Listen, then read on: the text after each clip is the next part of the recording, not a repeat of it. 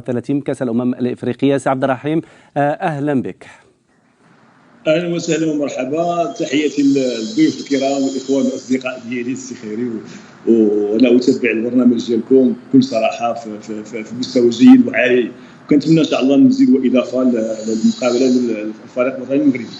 أكيد سي عبد الرحيم، الكل سعيد بالظهور الأول والفوز الرائع للمنتخب الوطني ب3 أهداف ل0 على المنتخب التنزاني. كنا في حديث يعني قبل الاتصال بك عن يعني كيف سيتم استرجاع الطراوة البدنية للاعبين المنتخب الوطني في ظل هذه الظروف التي يعني اللي تكلمنا على الطراوة، الرطوبة العالية وكذلك درجة الحرارة المرتفعة بالنسبة للمنتخب الوطني. توقيت المباراة الثانية ليس هو توقيت الأولى. قيمة الخصم تختلف ما بين تنزانيا وجمهورية الكونغو الديمقراطية. قبل ما نتكلموا على ارجاع الطراوه البدنيه، نعرفوا ان الفريق الوطني المغربي قام بواحد التربص يعني بالرباط، وكذلك 10 ايام يعني بلاكوت ديفوار ساحل العاج، وهذا ناتج عن الطقس الذي كان سيؤثر سلبيا على المخزون الاكسجيني، وكذلك الرطوبه العاليه والحراره. وكنعرفوا ان ملي كتكون الرطوبه تيكون واحد يعني السيولات كتضيع لا من الدم ولا من الانسان كماء. وكذلك كاين مشكل اخر، هو ان الموك دوكسيجين، ملي كيكون واحد الضعف اكسجيني تيوقع اللاعب واحد المشكل بدني فيزيولوجي اللي خصو يسير فيه خلال ذاك الوقت وهذيك المقابله.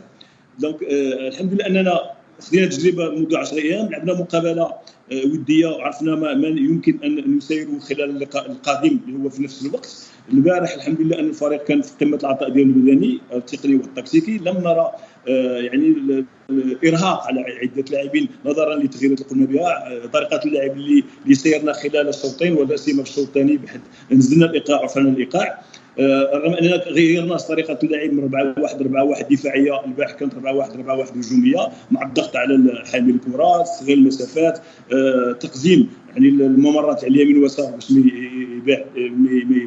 يجبش علينا الخصم. اليوم كما جميع المدربين والمدربين اللياقه البدنيه، اليوم تيكون اولا واحد لا ريكوبيراسيون من الناحيه ارجاع الثروه البدنيه من الناحيه العصبيه العضليه، تكون تمارين خفيفه للاعبين اللي يجراو اكثر من ساعه. كذلك هناك يعني التدليك، هناك يعني يمكن كنا صونا في الفندق اللي كانوا فيه، يمكن الكريتوغابي تكون مباشره بعد اللقاء. وكندخلوا من الناحيه النفسيه في المقابله القادمه مع تصحيح الاخطاء اللي قدرنا درناها البارح. اللاعبين اللي ما شاركوش في هذا اللقاء كندخلوا معهم واحد ما غندخلوش معهم في التحمل ولكن القوه والسرعه، يعني القوه يعني الخفيفه والسرعه، ما نسميه حنا لا فيفاسيتي، وندخلوا في واحد ان جو باش يكونوا نفس يعني اللاعب اللي لعبوه اللاعبين اللي شاركوا البارح. ونحافظوا بالطبع على المجموعه ككل من الناحيه البدنيه، ولا سيما غادي نجروا مقابله يوم الاحد خصنا نكون ثاني في قمه العطاء البدني. فلهذا كاينه لو جينيراسيون نيغو مشكله. الظروف السي عبد الرحيم اللي حاطت بالمباراه الاولى وكذلك ظروف في المباراه الثانيه، يعني كيفيه استرجاع اللياقه البدنيه بشكل كبير بعد المباراه امام منتخب تنزانيا، لان تكلمنا على مجهود بدني كبير قام به المنتخب الوطني في ظل اكراهات كثيره منها الظروف المناخيه. الان كاين عده طرق حديثه لارجاع الثروه البدنيه، ما هو تطبيقي في الملعب. هذيك لاسيداكتيك اون اي تي بي، كانت طرق حديثه ديال الحركات والجري الى اخره، ولكن فيها كذلك لا ميور ريكوبيراسيون سي روبوزي والنعاس والاكل لان كنضيعوا عده فيتامينات من الاملاح من السكريات. خصنا واحد طبق يعني ديال الاكل اللي غيتبعوا الدكتور ديال يعني الفريق. كذلك يعني ما هو عملي، يعني كاين لي مساج، كاين نشوفوا اللاعبين المصابين، كنشوفوا يعني اخراج اللاعبين من الضغط ديال المقابله الاولى، ما هو نفسي ماشي البدني.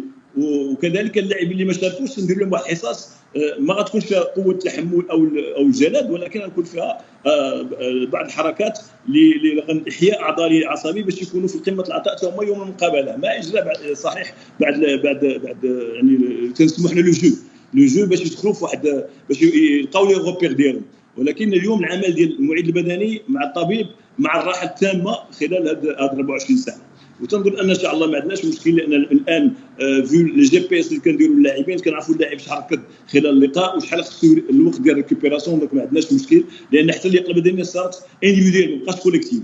دونك ما كنظنش ان غيكون عندنا مشكل بدني مادام اننا عندنا ان سويفي بيرمانون ديال اللاعبين الدوليين من النوادي ديالهم احتاجوا الفريق. اكيد هناك متابعه يوميه دائمه للاعبي او مسار اللاعبين المنتخب الوطني في الانديه التي يمارسون فيها. سي عبد الرحيم، طالب كاخر سؤال، كيفاش كتشوف المواجهه الثانيه امام منتخب جمهوريه الكونغو الديمقراطيه في ظل يعني الظهور الاول لهذا المنتخب بالامس امام منتخب زامبيا؟ انا كنظن ان الضغط يكون على الكونغو، مادام انهم تعادلوا في المقابله، المغرب فاز الحمد لله، حنا غادي نقلبوا على التعادل. دونك ما غيكونش واحد الفريق اللي غيركض الى غادي يمشي للدفاع المتاخر وغيتسنى نتيجه التعادل او المباغته، لانه مجبور عليه يفتح اللعب ومجبور عليه يلعب باش يفوز، لان النقطه لا تفيد بشيء. فاذا غتكون المقابله مفتوحه وان شاء الله غتكون صالح المغرب، لان نحن نحب ان نديروا واحد الدفاع ميديون نصف الملعب وكنهاجموا يعني دي لا ريكوبيراسيون دي بالون وتنبغوا لي زيسباس. دونك تنظن وكنتمنى ان شاء الله بان الفريق ان شاء الله يفوز وغادي يخلص هذا المشكل ديال التاهيل، ونعطيو فرصه للاعبين الاخرين باش ياخذوا تجربه في المقابلات الاخرى ان شاء الله، وانا متيقن ان شاء الله باذن الله ان سنفوز في هذا اللقاء. هذا ما نتمناه. الاطار الوطني. سي عبد الرحيم طالب كنت معنا عبر تطبيق سكايب، شكرا جزيلا لك. شكرا، تحياتي الاخوان.